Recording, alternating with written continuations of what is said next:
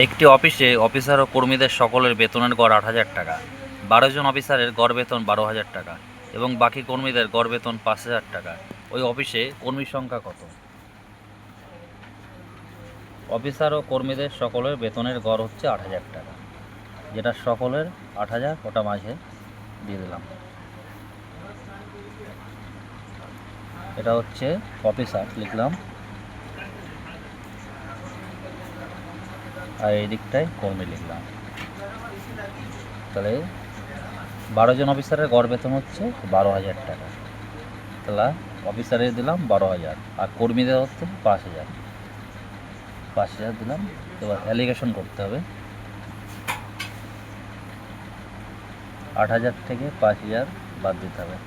তাহলে এদিকে থাকলো ৩,০০০ আর এদিকে ১২,০০০ থেকে ৮,০০০ বাদ দিতে হবে। তাহলে এদিকে থাকলো ০,০ কাটো। তাহলে অফিসার হচ্ছে ১২ জন, তাহলে ৩ এ ১২, তাহলে কত গুণ হচ্ছে ৪।